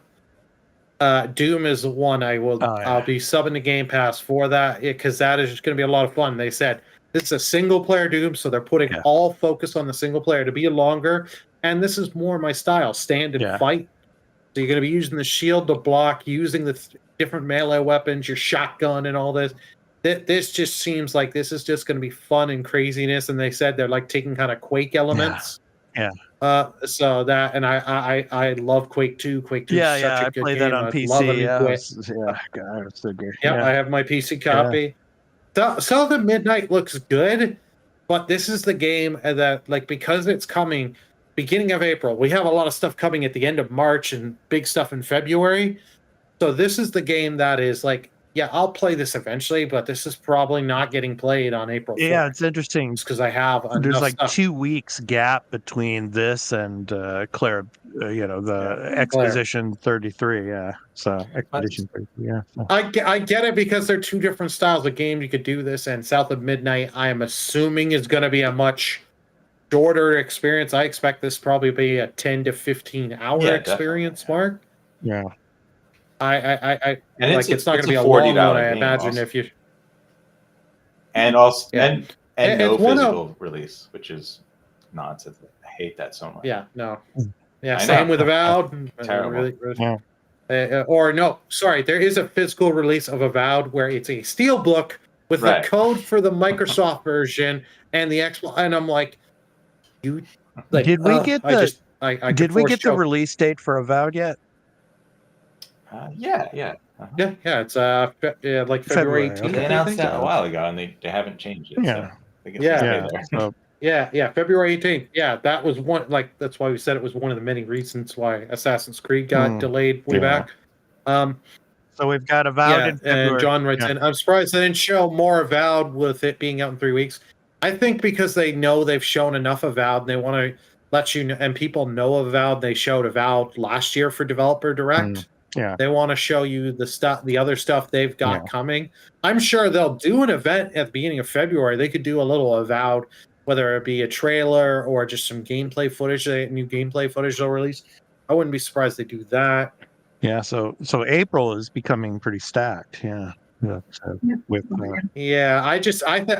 think South of Midnight is the one that's probably not going to get as much people on South of Midnight because Claire's got a lot of big buzz on it, and then with all the other games in February, end of March, I think just it coming in April 4th, like it just seems weird to me that you're putting these two games in the same month. That like I would have either kicked South of Midnight down further, or kicked Claire Hero down the road a little. But what do you guys think on that? Having both in April. Yeah, it's kind of weird. I thought the same. Like they're really close together. It doesn't make a lot of sense. Maybe it's that thing Carl said where they're different games, so it kind of there's space for both of them. I kind of like this Developer Direct. I thought it was really good to hear the games from the developers, and it feels a bit more authentic than having like the CEO be like, hey, we have this cool game. Like we have the people who are actually working on it, and they're really describing things in depth. So that was really cool. I like the bloopers at the end. They were also really funny. Oh yeah. The little mistakes they made, like the id. Yeah, that was pretty cool. Yeah. Mm-hmm. Carl, this Expedition 33. Before you go on, Lee, I was going to say the scene of it being in France and all. It kind of, when I first saw that, what popped into my head was the Order 1886. It's like, God, not that game. It was. Yeah, but I mean, just the setting and stylistically, and everything. Stylistically, yeah. So yes, yeah. Go ahead, Leah. Do you had any other thoughts on that? And then we'll throw it. I thought all games looked great. I think. Expedition 33 kind of reminded me a bit of Persona and Metaphor Fantasio with the animations for the combat. So definitely the game for fans of those two games. For me, the game I'm most excited is South of Midnight. That's the one that really calls my attention, but it's Xbox exclusive. Like it doesn't seem to be coming out on PlayStation. Yeah, but it's not coming out like on PlayStation, like Expedition 33 and Doom. Well, that's not an Xbox. Expedition 33 is just like sort of marketing partner Game Pass. They help they help pay for some of the development. I see. But here's the thing, Leah. As we've seen with a few Xbox games, more and more are coming to PlayStation. Give it a year. Yeah. I mean, maybe it will. Indiana Jones is coming this year to PlayStation. Spring. Yeah. Give it a year. Yeah, I think Give it a year or later South this Midnight year. and even about probably like fall or this year they're for PlayStation 5. I would guess. I see. But we don't know. And that's definitely the one. And I think like South of Midnight might be a good game for the Switch too. I think it really fits with the rest of the games. It has a very Nintendo vibe. Oh yeah. So I think that's it. And the other game I'm really excited is Doom: The Dark Age, because like it's fun to shoot things and not think about it. So like, let's go. I was really excited for that. And I was also really excited because you have accessibility options. So you can play the game a bit slower, a bit faster. You can just hop around with the settings. So if you're not really comfortable with shooting, you can still enjoy the experience. And those are like my 2 picks. But I think all games are great. And all games are, I think all players can find something fun to play in this direct, for sure. Yeah, for me it's Doom. The Doom. Yeah, I knew you were going to say that, man. That's just that's me too, man. Yeah, and the music, man. I mean, the music. They knew what they were doing. Well, sadly, we're not getting. Who was it? Mick Jones was the one for Eternal and Doom 2016. Sadly, because things did not go well between him and Ed. No, but I do like the change from run and gun to jump and shoot. I think it's going to be different. They're going to change the formula a little bit so the game feels a little bit more fresh.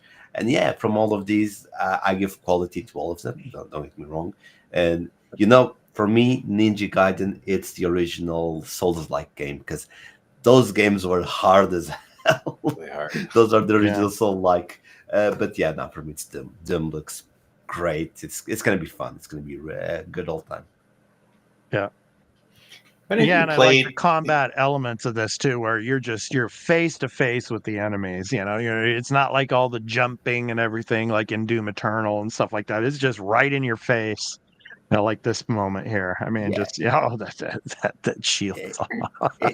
It's more the classic Doom game. It's more because the original ones you'd face the opponents, you couldn't jump around. It's more classic.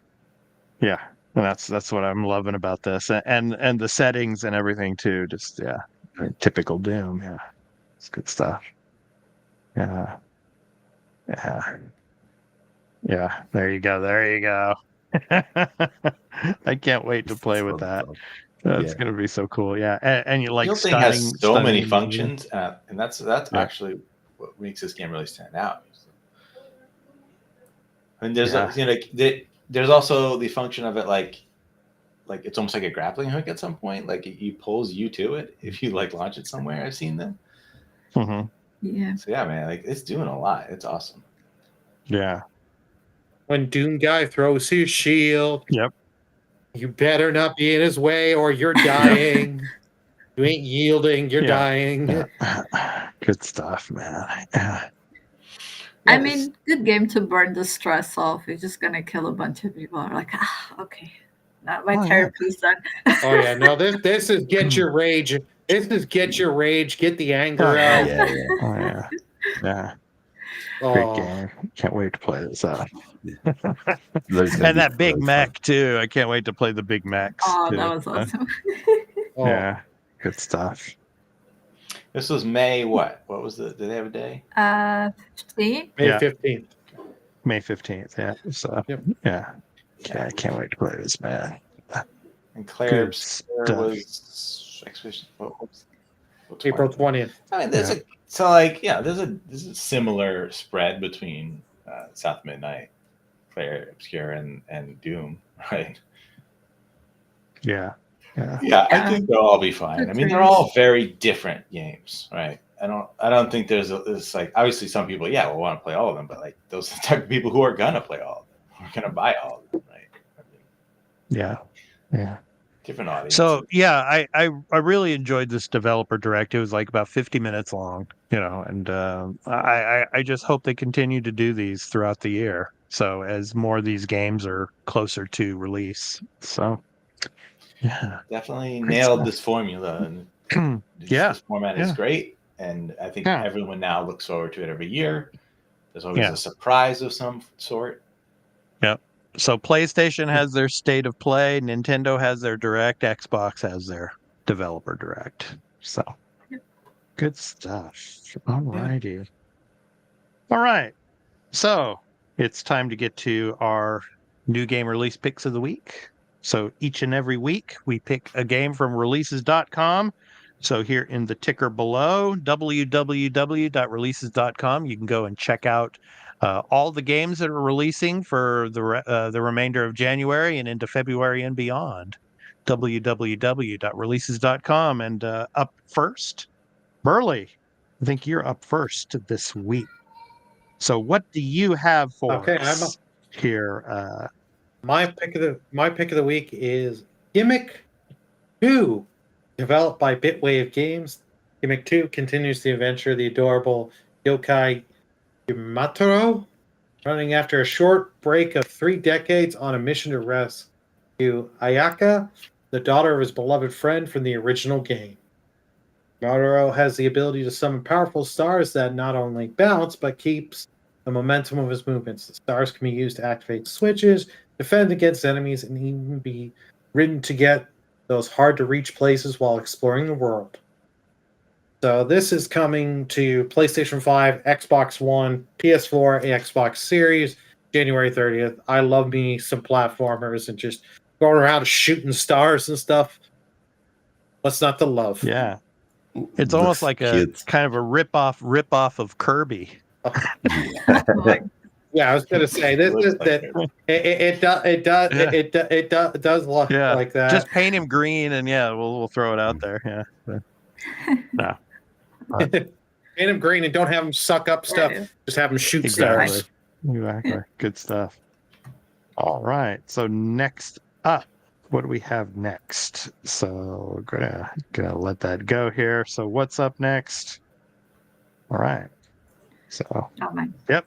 Fubu, take it away. Yo, your pick and mine. Yes. Yes, our pick. We have the best taste. Sniper Elite Resistance, offering unparalleled sniping mechanics, stealth, and tactical third-person combat. Sniper Elite Resistance turns the attention of the award-winning series towards a hidden war, far from the front lines, deep within the heart of occupied France.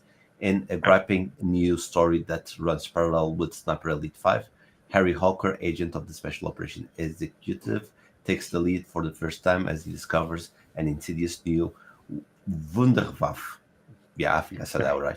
Something so powerful it guarantees the Nazi will win the war. Working with the French resistance, this deadly addition to the Reich's arsenal must be eliminated. Multiple kill list targets and different infiltration and extraction points give you an unequaled choice with how to accomplish objectives to create your own playstyle. The full campaign can also be experienced in co-op. Oh, that's nice.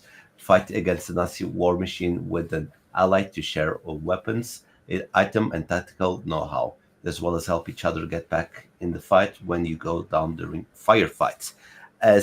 Look, Sniper Elite, I don't know, maybe it's in Portugal, but it's a series that it's actually, I feel like it's slept on.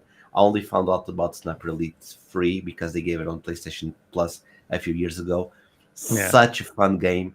The way that you can play, you can do multiple kills. If you want to have a more aggressive playstyle, you can. But the real fun is doing the sniping kills where it just goes in slow motion, X-ray. You see how the detail on that is so good. Oh, and it's gross too. I mean, and depending on the part of the body you're aiming for. I'm not gonna get into detail on that, but I think you know what I mean. You also have like what if missions where, for example, you can assassinate Hitler, and if you try to assassinate Hitler, this is funny.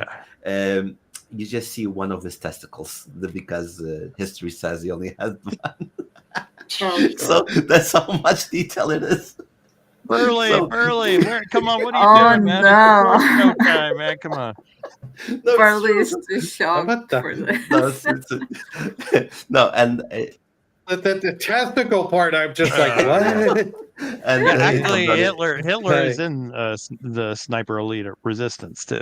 Yeah. So this game comes out in 5 days: Xbox Series X, PlayStation 5, and PC. I really suggest you playing this game. Imagine it's a Hitman, but in the past during World War II. It is really fun game to play. And some of the challenging elements of this game too are the stealth elements. It's really hard sneaking around. It's hard. Some of them, So kind of reminds me of the Hitman games, where you have to hide and things like that. So good stuff. And just so that I just remembered, there was one of these missions. Okay, I assume they're going to do the same because it's a very, very smart mechanic. So you have to assassinate. This is Sniper Elite 3, so it's. But you have to assassinate a general or something, and you want to keep stealth. Okay. And there's flying exercises, so there's planes going around. So you have to shoot it when the plane is coming, so it muffles the sound from the sniper. That is so good. Yeah, that is so good. Yeah, Fubu, I thought you were going to say Gary Busey. Have Gary Busey in Sniper Elite. Yeah. So. No. Okay. It's good. All right. Leah, I think you're up next. What do you got for us? There you go. There's Hitler. Yeah, of course. Yeah. Okay, I want to say that's not my choice for Leah's sure. game, right? Oh God. Yeah. My pick is, as it rolls around, it's Hello Kitty Island Adventure. When my Melody is invited to open a gift shop at Big Adventures Park, she invites Hello Kitty and friends, including you, to come along for a tropical island adventure. But things go sideways upon arrival, with the friends separated and the park found abandoned. Join forces with Hello Kitty to restore the desolated theme park to its former glory and create the ultimate island paradise. Create a unique Sanrio-style original avatar and get to know iconic Sanrio characters like Kuromi, Batutsmaru, Cinnamoroll, Chococat, and Agretsuko. It's my favorite. Share gifts, complete quests, and take part in island activities to deepen your bonds. Spruce up cabins to attract new visitors from among Hello Kitty many friends. Create a stylish wardrobe all of your own. Solve mysterious puzzles, cook delectable recipes, collect friendly critters, and fish and explore the island solo or with a friend to unearth the many secrets of a massive in-game world. It comes out in 5 days, January 30th to PC and Switch. And this is basically the Animal Crossing fantastic to help us cope with the fact that we don't have a new Animal Crossing. And it's even more complete because you do have quests and you go into dungeons. And I mean, they went all out for this game. So if you like My Sims, Animal Crossing, Stardew Valley, and I mean, you can't go wrong with Sanrio. I mean, their characters are super cute and it's a game for everyone. So yeah, Carl, this would be a game for your daughter, I think. Yeah, for sure. Yeah, she's gonna love it. Yeah. This looks way better than Animal Crossing, I have to say. Yeah, so much more to do. It's more complete than Animal Crossing for sure. Those are fighting words with Lee. Nothing. No, he's right. This has way more stuff than Animal Crossing. Like, this is way more adventurous for sure. Kitty-chan. So yeah, my second cat's name's Kitty. So because she's all white, so we named her Kitty. Kitty-chan. Yeah. So Thomas and Kitty. Yeah. So all right, Carl. Last but certainly not least, and what do you got for us, man? All right, I picked Citizen Sleeper 2 Starward Vector coming on January 31st. PlayStation 5, Xbox Series, PC, and Switch. The highly anticipated sequel to one of 2022's most acclaimed RPGs, Citizen Sleeper 2 Starward Vector takes players to the Starward Belt, a richly realized ramshackle set of inhabitants in an asteroid belt full of secrets, stories, and characters trying to make ends meet. You are a sleeper, an emulation of a human mind housed in an artificial body. You are on the run from the corporation that made you and the gang that seeks to control you. Commandeer a ship, build a network of crew and allies, and take on challenging contracts as you seek to build a future for yourself. Choose a class, configure your skills, and assemble your crew in unique tabletop-inspired gameplay. Your future depends on the roll of a dice. Okay, as you make difficult choices in a complex world, reinventing the award-winning systems of Citizen Sleeper, the dice-driven RPG will satisfy both fans of the original game and new players alike. And yeah, I picked this one because I always wanted to play the first one. It's a game I never got around to. It launched into Game Pass, and this one is also launching into Game Pass. And it sounds really cool and interesting, and it's a very unique looking game, and it doesn't feel like anything I've played before. So I definitely would like to eventually get around to playing one of these. So here it is. And look, there's a cat. So Yeah. Yep. That's awesome. Yeah.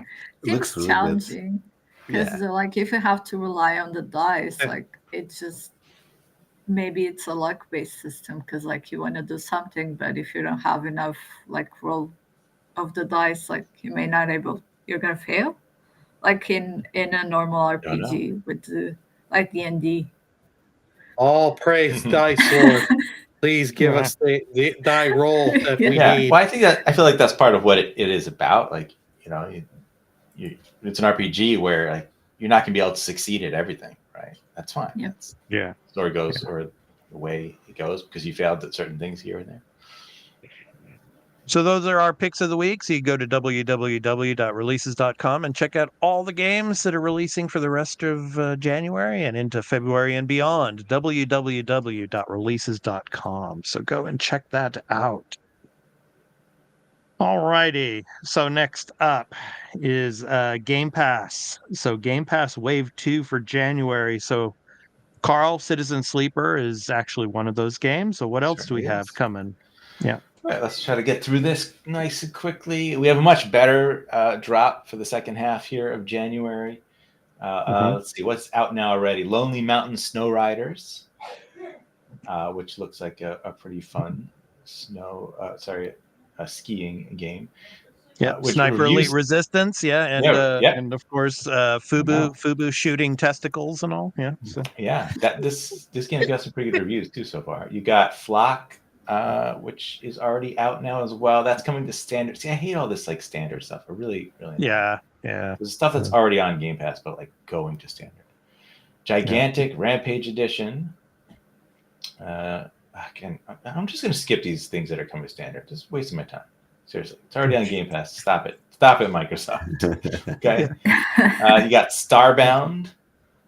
Okay. You got Eternal Strands. That's a new game. That's day one Game Pass. That looks pretty interesting. I would definitely that one. I'm surprised no one picked that one because that Eternal Strands looks like sort of almost inspired by Breath of the Wild. There's a lot of like physics elements to it, but then there's also the was that this week? Yeah. It's also sort of Shadow of the Colossus type elements where you're fighting these giant creatures that you can climb and you can do things like there's one like they show there's a dragon thing or something that's flying, right? And you can climb on it and then you can freeze its wings and then it'll crash because you froze its wings. There's a lot of interesting there's a lot of cool like things that they're doing with the powers and elements to it. So then we've got Shady Part of Me. Don't know anything about that. January 29th. Oh, I forgot. The Eternal Strands is January 28th. Then there's also Orcs Must Die Death Trap on January 28th. And of course, the Sniper Elite Resistance, January 30th, day one in Game Pass.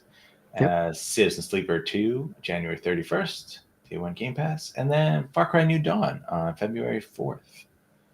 Nice. That was that like spin-off, right, of Far Cry 6, I think? Or was it 5? 5. Yes. Okay. Yeah. 6 is the one where it's what is it? Not Cuba, Burley, but I think Havana or something. I forget. Havana. Okay, yeah. So, I think Far Cry 5 is like in I think Wyoming or Montana. I think is Montana in the U.S. Yeah. So, and the religious cult. Yeah. So. Right. All right. Yeah. Good stuff. Yep. So that is Wave 2 Game Pass for January, and hopefully in the next couple of weeks we'll get the info on on wave 1 of February. So see what's coming out then. So yeah, looking forward to that. All right, next up, Burley. So PlayStation Extra and Premium. What do we have coming up? God of War Ragnarok. Woohoo! Yep, God of War Ragnarok for PS4 and PS5. If you loved God of War 2018, I highly recommend playing Ragnarok. I really enjoyed Ragnarok. A great follow-up and a great ending, and play the free DLC, the Valhalla DLC for it. It is a roguelike mode in it. But don't play it till you've beaten Ragnarok. It is a really cool mode. You got Like a Dragon Gaiden, the man who erased his name, for PS5. That was it's kind of the prequel to last year's Like a Dragon Infinite Wealth. If you want a little bit more on Kiryu, why he's out in hiding and stuff, doing some stuff, you get that. Atlas Fallen, Reign of Sand, action RPG. You can play co-op. You've got SD Gundam Battle Alliance for PS4, PS5. A Gundam with up to 2 other players, so you can have a team of 3 going around just shooting and just having fun. Senora Wild Hearts for PS4. It's an arcade style game. I have not played this one. I will check it out myself. And Anno Mutationum to PS4, PS5, 2D, 3D, Cyberpunk World, action adventure game. Orcs Must Die 3. So for PS4 and PS5, you just shooting the hell out of orcs and all sorts of traps and stuff. Citizen Sleeper for PS4 and PS5. The first one, huh? Look at that. Yep. That's cool. All right. Poker Club for PS4, playing poker. And then for premium, you got Indiana Jones and the Staff of Kings, which was originally released on the PS2 for PS4 and PS5. Medieval 2 for PS4 and PS5. The sequel to the original Medieval back on the PS1. This one, it does change a few things up from the original Medieval. Like the healing vial or fountains, once they run out, they're gone. So you can lock yourself in the dead game with Medieval 2 if you don't know that stuff. And a little fun fact: if you're gonna try and go for the platinum and stuff, and you want to get the good ending in Medieval 2, don't get all the chalices in every level. You need to. I think you have to miss 1 or 2. That's how you get the good ending. Okay. You get them all, you get the bad ending. That's weird. Thanks for the tip. That's strange. No problem. I remember I never played it. Like I played the demo disc, and that's the first level where you get the dinosaurs rummaging around, and you're in the museum, and you fight the giant that becomes a flying dinosaur in the end. So it's something I'll definitely try because I love the original. The first one in PS1, and I love that remake. I remember playing Medieval 2. 1, I played the hell out of it, but Medieval 2 was very rare. A friend of mine had it for a few weeks. I managed to play it and complete it at the time. And when I saw that it was on the list, I was very, very happy. That's a game that I will play after I plat Suicide Squad. Why? We're not going to go into that, but this was a good month for extra and premium. You've got a fair decent variety of titles. You've got some big titles like, hey, you got God of War Ragnarok. If you have not played God of War Ragnarok, now's your chance. I was surprised with Like a Dragon Gaiden that would show up. I thought it'd be a little bit wild before we get that one. Well, Burley, you got to remember, if it showed up on Game Pass, it's very likely to show up on PS Plus later. God damn, never been tough. Yes and no. There are some. There's a good amount of overlap, yes, but not necessarily. 3 here, Atlas Fallen, Like a Dragon, and Citizen Sleeper. Yeah. They do it every time, every month. There's always something that was previously on Game Pass. It's wild. So, Carl, are you implying that PlayStation is copying Xbox and their Game Pass subscription model?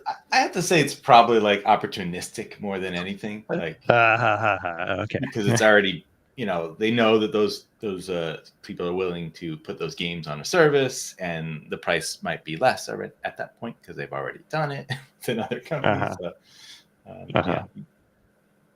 All right. Okay, so next up is our programming notes. So here on the Arena Productions, obviously we are not only a video game related site, we are also entertainment and pop culture related. And but first, before we get into the entertainment side, I did put out a video when it comes to Pokemon.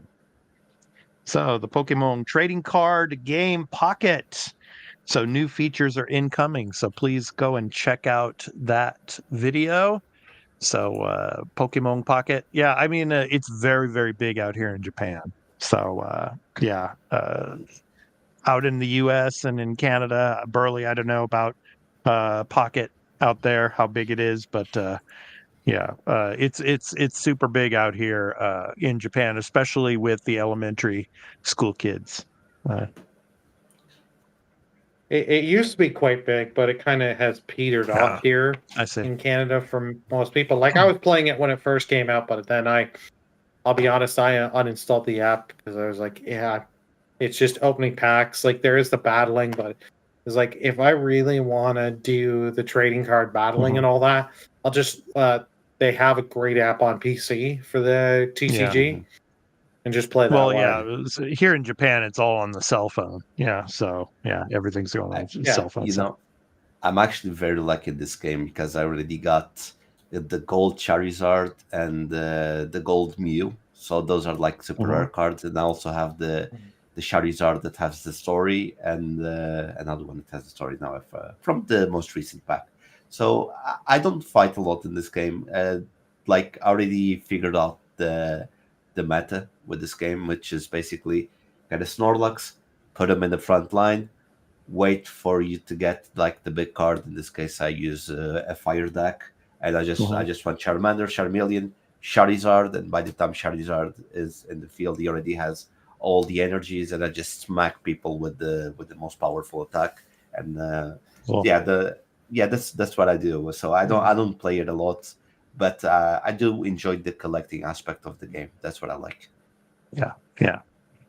All right, and for our entertainment side, I put up the final episode for Star Wars Skeleton Crew. So the season finale. Whether we get another season of Skeleton Crew is up in the air. Probably not. But anyway, I did my recap and review of it. So please go and check that out if you have watched it over on Disney Plus. So, and then finally, Daredevil Born Again. Coming in March, and I'm super excited for this. So some of the big reveals. So I go into the last trailer that came out for it, and having Matt Murdock and Kingpin sitting at a table together and talking is super fun to watch. So please go and check out that video. And coming in March, super excited for it, and it's going to take the Netflix model and run with that. And I'm super surprised that it's on Disney Plus. But then again, the entire Netflix series is on Disney Plus now. So super excited. We're gonna get John Bernthal back again as Punisher, and we're gonna get Bullseye, and so it looks great. So it's basically season 4 of Daredevils. Yeah.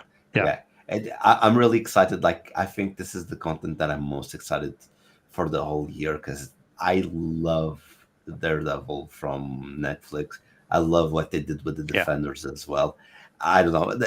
There's actors that are perfectly cast, and Charlie Cox as Matt Murdock is perfectly cast. He's amazing. Yeah. He's amazing. Yeah, definitely. So please go and check that out. So Arena Productions programming notes for this week, and next week I will try to get up It's been bombing in the reviews. IGN gave it a 2, but Section 31 with Michelle Yeoh, that film is out on Paramount Plus. So I'm going to try to get a review up on that. So yeah. Can I say something? Sorry, I know it's out of, but I just saw it's like the Switch 2 was spotted on an Italian store, and with the price of 364 euros. So I know it's not related, but because this was the first story, I just opened the phone and it's here. It's on the Eurogamer, the news. So because we were talking about prices, maybe it's cheaper than we expect, or maybe it's a mistake. Yeah, well, like Dan was saying in episode 200 at the end of last year, he was saying, Nintendo has always been historically pretty reasonable when it comes to price, compared to the other consoles and stuff. So we'll see. Yeah. So yeah. All right. Got to convince you to buy multiple units, right? Leah's got to get her Animal Crossing one, and I don't know which other one she's going to be interested in. But, the OLED version, they're going to release 1 year later. The OLED Animal Crossing version. Yes, it's going to be three gold. Yes. Yeah, she's going to have to buy at least 3 because she got the launch, Animal Crossing, OLED. The golden Animal Crossing. Yeah. And then a Zelda one, whenever that comes and along. there's 4. There you go, 4 Switches. So it's got to be 400 or else, she won't be able to afford it. I'll be broke. Yeah. All right. So now it's time to talk about the games that we're going to be playing this up and coming week, playing or streaming. So I'm going to continue with Rise of the Ronin, and still playing Indiana Jones. I was in Egypt the last time I was playing it, so hopefully get back to that as well. Burley, what are you going to be streaming? Black Myth Wukong. I just finally made it to chapter 5 in that game. There's 6 chapters. The game is good, but the game has some bullshit that you are like, hey, we're not going to tell you this. You need to look up a guide, or lol, you're just going to get stuck.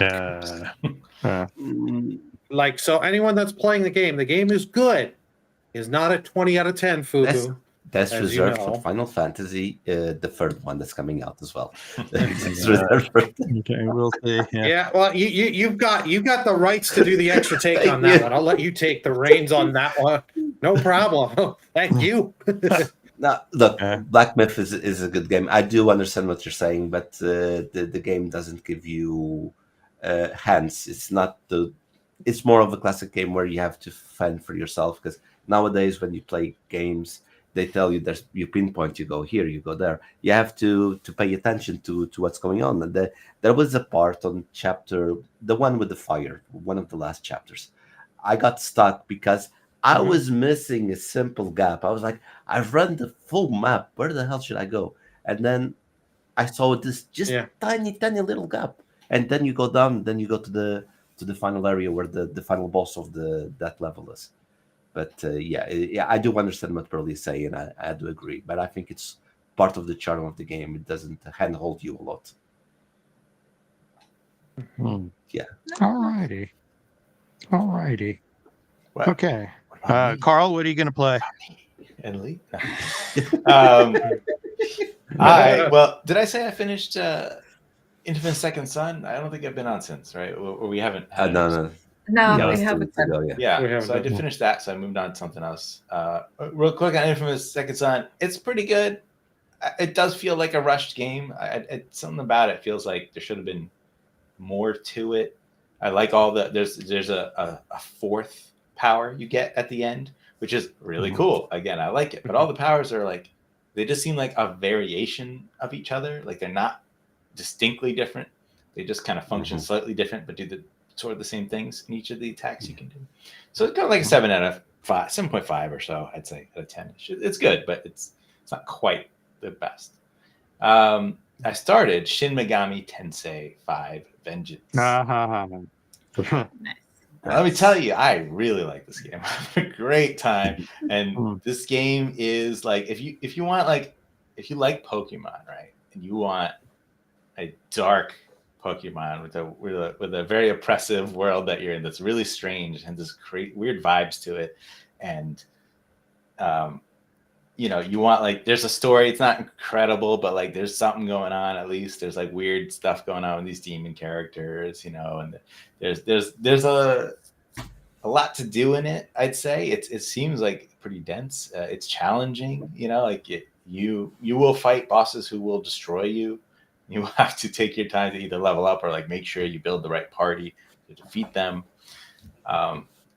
Yeah, there's even like a space that you can like go and like talk to your demons, kind of like your like little Pokemon thing that they had. And when did they introduce that? Nice. Where you can go like hang out with them and like, you know, you can talk to your demons. You can give them gifts, and they might want to speak to you and give you gifts. And like, yo, what's up, Lucifer? How you doing? Yeah, right.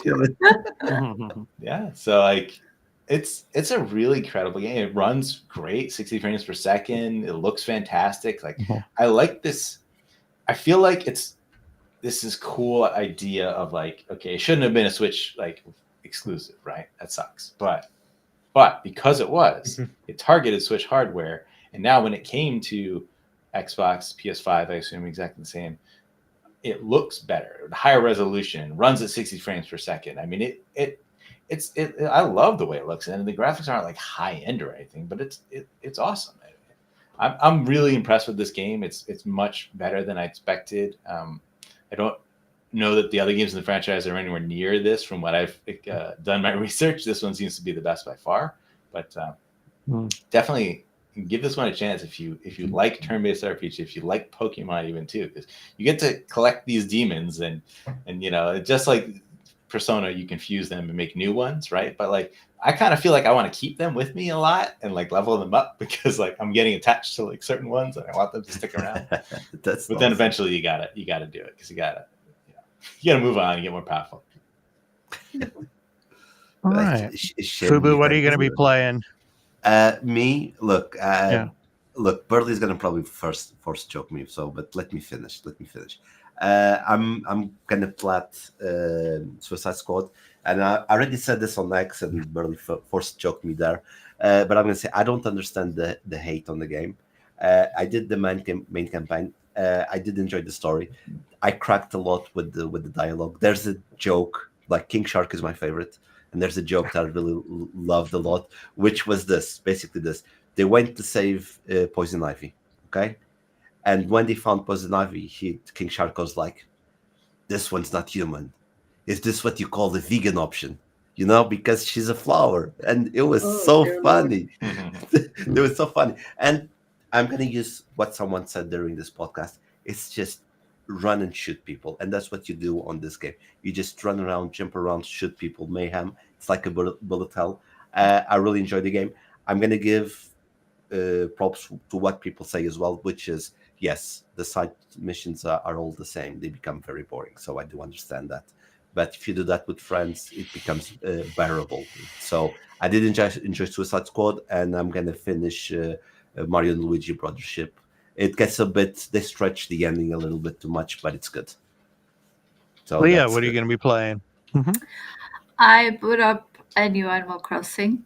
So I'm now like doing what Tom Nook tells me to do, which is fine. And then I started playing Civilization 6 to tie me over to 7. So having a blast there. And I also started Octopath Traveler 2. So right now I'm with the apothecary. I think I wrote her name somewhere around here. Like, let me see, because I forgot. She's a fun character. Cassie. She's a fun character. Yeah. And I really like the story, and I really like the combat system. I like the bonus points that you kind of have to choose when to power up, and that's really cool. That's a really cool mechanic. Really enjoying all games. Wow. All righty. Okay, so that's going to do it for this episode. But before we leave, of course, our indie recording artist spotlight. So each and every week when we do the podcast, we spotlight an indie recording music artist to end the show with an outro. So this week's spotlight is on Custom Melody. Custom Melody is a guitarist and composer from Ukraine with almost 10 years of experience in making music for visuals. He offers timeless rock and roll alternating The variety of subgenres from uplifting indie rock to in-your-face sounding blues rock anthems. From his album titled Can't Get Enough, and the song is called Keep It Loud. So this has been The Arena, a multi-platform gaming news podcast, episode 202. I've been your host, Expat, along with all my contributors here, co-hosts, Burley Burlman Gaming, Turn-Based Carl, Fubu87, and Leah the Hatless. We hope to catch you in the next one. So I want to thank everybody that joined us in the chat today. Thank you so much. And we're looking forward to having you again next week. So take care, everyone, and have a great week of gaming. Peace out.